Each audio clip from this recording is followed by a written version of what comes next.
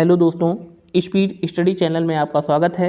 इस वीडियो के अंतर्गत यूपी-टीईटी जो 2021 जो कि 23/1/2022 को संपन्न हुआ है कि प्राथमिक स्तर की परीक्षा में बाल विकास एवं शिक्षण विषय से संबंधित 30 प्रश्न जो पूछे गए थे उसको हम सॉल्व कराएंगे। तो आइए इन सभी प्रश्नों को देखते हैं। तो देखिए यहाँ पर पहला क्वेश्चन लिखा है कि ब्लूप्रिंट निम्न में से किसका महत्वपूर्ण घटक है। तो आपको हम ये बता दें कि जो ब्लूप्रिंट का जो उपयोग किया जाता है वो परीक्षण निर्माण में किया जाता है, इसलिए इसका राइट आंसर क्या हो जाएगा, परीक्षण निर्माण।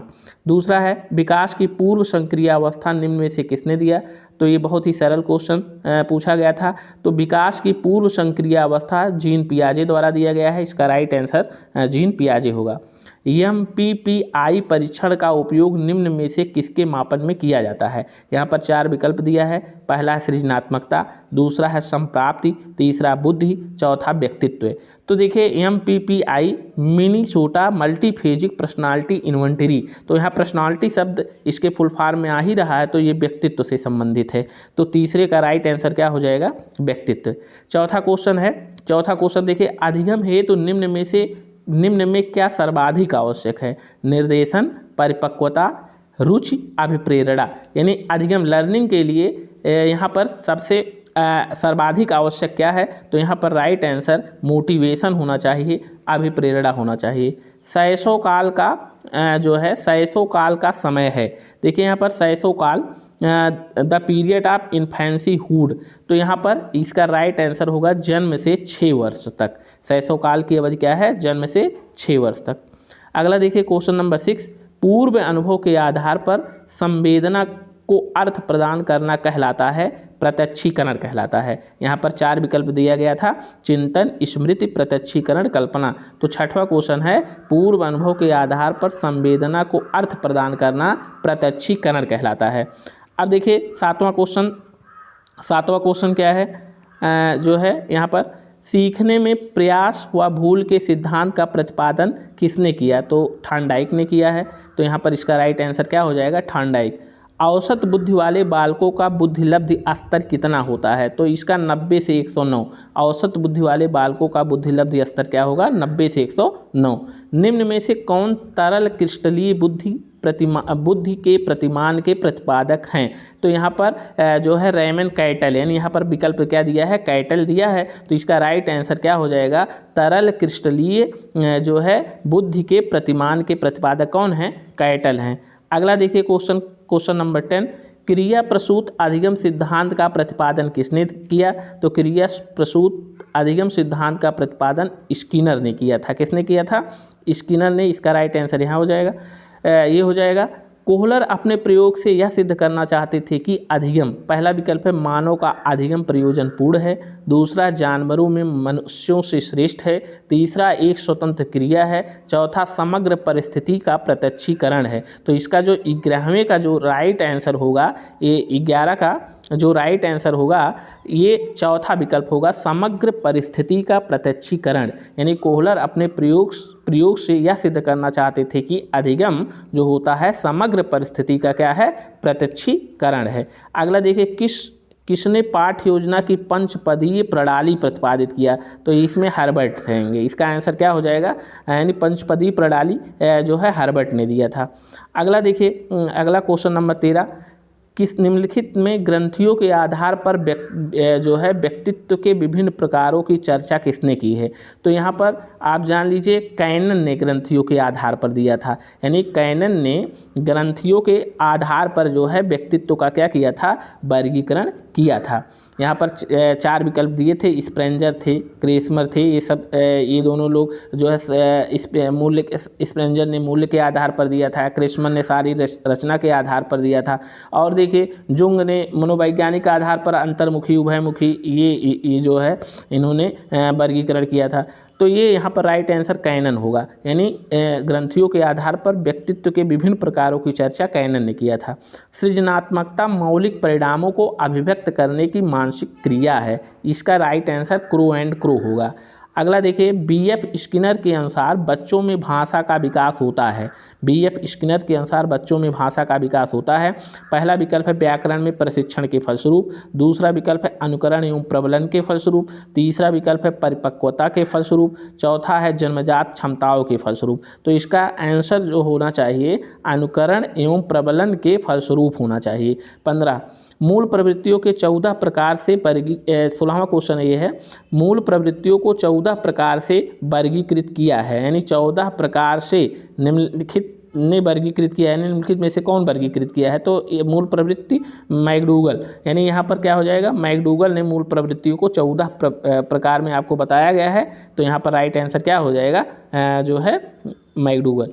अगला है 17वां क्वेश्चन, किसी दूसरी वस्तु की अपेक्षा एक वस्तु पर चेतना का केंद्रीकरण अवधान है। या कथन देखिए डम्बिल का है, किसका है कथन है, डम्बिल का है। किसी दूसरी वस्तु की अपेक्षा एक वस्तु पर चेतना का जो केंद्रीकरण होता है उसी अवधान कहते हैं। ये डम्बिल ने जो है परिभाषित किया था अवधान को। तो अगला देखिए 18वां क्वेश्चन यहाँ पर देखते हैं, निम्नलिखित में से किसका नाम सुजनन शास्त्र के पिता से जुड़ा हुआ है? इसमें क्या क्या कह रहा है, किसका नाम सुजनन शास्त्र के पिता से जुड़ा है? तो ये यहाँ पर राइट आंसर इसका गाल्टन होगा। 12 वर्ष से 16 वर्ष के बालकों हेतु हिंदी में डॉक्टर एस जलोटा ने कौन सा परीक्षण प्रतिपादित किया था? तो यहाँ पर साधारण मानसिक योग्यता परीक्षण, यहाँ पर क्या प्रतिपादित किए थे उन्होंने? साधारण मानसिक योग्यता परीक्षण, यानी 12 वर्ष से 16 वर्ष के बालकों हेतु हिंदी में डॉक्टर एस जलोटा ने साधारण मानसिक योग्यता परीक्षण दिया था। अगला है देखिए 20वां क्वेश्चन क्या है, बुद्धि के द्विकारक सिद्धांत का प्रतिपादन किसने किया था? स्पीयरमैन ने किया था। कोहलर निम्न में से किससे संबंधित हैं? कोहलर अधिगम के सिद्धांत से संबंधित हैं। कोहलर ने ही अधिगम का अंतर्दृष्टि सिद्धांत दिया था। अगला है मैकडूगल के अनुसार मूल प्रवृत्तियों की संख्या कितनी होती है? मतलब ये क्वेश्चन ऊपर भी रिपीट हुआ है। तो मैकडूगल के अनुसार मूल प्रवृत्तियों की संख्या कितनी होती है? 14 होती है। अगला है मानसिक उद्वेलन प्रतिमा का प्रयोग निम्न में से किसके प्रशिक्षण हेतु किया जाता है? देखिए मानसिक उद्वेलन विधि भी आपको पढ़ाया गया है जिसमें किसी समस्या का समाधान जो है किया जाता था, लेकिन यहाँ पर दिया है मानसिक उद्वेलन प्रतिमान का प्रयोग निम्न में से किसके शिक्षण हेतु किया जाता है? तो यहाँ पर देखिए, यहाँ पर राइट आंसर इसका जो है सृजनात्मकता होगा, क्योंकि मानसिक उद्वेलन विधि का प्रयोग रचनात्मकता के क्षेत्र में किया जाता है। तो इसलिए यहाँ पर सृजनात्मकता इसका राइट आंसर होना चाहिए। अब देखिए किसके जो है निम्न में किसके प्रयोग में कुत्ता एक विषयी था? तो जो कुत्ते पर प्रयोग किसने किया था? आप सभी लोग जानते हैं कि पाउलो ने किया था। यहाँ पर राइट आंसर क्या हो जाएगा? 24 का जो है राइट आंसर पाउलो हो जाएगा जो है। अगला देखिए, अगला क्वेश्चन है 25, मौलिकता, नमनीयता तथा प्रवाह निम्न में से किसके घटक हैं? तो ये जो है सृजनात्मकता के घटक हैं। किसके घटक हैं? ये सृजनशील बालक का ये गुण होता है, उसमें मौलिकता का गुण पाया जाता है, उसमें धारा प्रवाह का गुण पाया जाता है, नमनीयता का गुण पाया जाता है, उनकी उच्च बुद्धि लब्धि भी होती है। तो इस तरीके से यहाँ पर इसका राइट आंसर क्या होना चाहिए सृजनात्मकता। युयुत्सा है, युयुत्सा देखिए मूल प्रवृत्ति है, युयुत्सा क्या है? मूल प्रवृत्ति है। यहाँ पर इसका राइट आंसर क्या हो जाएगा? मूल प्रवृत्ति हो जाएगा। अगला देखिए क्या है 27वां, बालकों के सामाजिक विकास को प्रभावित करने वाला तत्व है। वंशानुगत तत्व ये सामाजिक विकास को तो प्रभावित नहीं करेगा। दूसरा है शारीरिक तत्व, ये भी नहीं जो है सामाजिक विकास को प्रभावित करेगा। तीसरा आर्थिक तत्व भी नहीं प्रभावित करेगा। चौथा ये तीसरा जो विकल्प है यही आंसर सही इसका सामाजिक परिवेश जन्य तत्व है, यानी बालकों के सामाजिक विकास को प्रभावित करने वाला कारक क्या है? सामाजिक परिवेश जन्य तत्व है। क्वेश्चन नंबर 28 देखिए, शारीरिक विकास पर एक प्रमुख नियम निम्न में से कौन सा है? पहला, कल्पना और संवेगात्मक विकास से संबंध का नियम। शारीरिक विकास पूछ रहा है, इसमें कौन सा है? पहला विकल्प दिया है कल्पना और संवेगात्मक विकास से संबंध का नियम। दूसरा है द्रुतगामी विकास का नियम। तीसरा है अनियमित विकास का नियम। चौथा है मानसिक विकास से भिन्नता का नियम। तो यहाँ पर राइट आंसर इसका होना चाहिए द्रुतगामी विकास का नियम। शारीरिक विकास का एक प्रमुख नियम क्या है? द्रुतगामी विकास का नियम है। निम्नलिखित में से कौन सा विकास का सिद्धांत नहीं है? पहला समान प्रतिमान का सिद्धांत, ये तो है ही है। दूसरा परस्पर संबंध का सिद्धांत, ये भी है। तीसरा निरंतर विकास का सिद्धांत, ये भी विकास का सिद्धांत है। चौथा अनुकूलित प्रत्यावर्तन सिद्धांत, ये नहीं है। ये पावलो का जो है अधिगम से संबंधित सिद्धांत है, अनुकूलित प्रत्यावर्तन सिद्धांत। देखिए विकास से संबंधित एक क्वेश्चन और है, विकास के परिणाम स्वरूप नवीन विशेषताएं और नवीन योग्यताएं प्रकट होती हैं। ये 30वां क्वेश्चन और लास्ट क्वेश्चन है कि ये बताइए निम्नलिखित में से ये किसका कथन है कि विकास के परिणाम स्वरूप नवीन विशेषताएं और नवीन योग्यताएं प्रकट होती हैं। तो इसमें 4 विकल्प दिया है, डगलस और होलैंड, दूसरा मेरेडिथ, तीसरा हरलाक, चौथा गेसेल। आप आसानी से इस प्रश्न को हल कर लिए होंगे। ये इसका जो राइट आंसर है हरलाक है।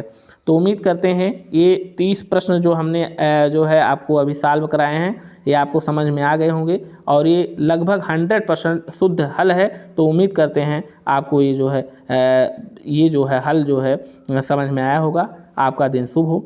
धन्यवाद।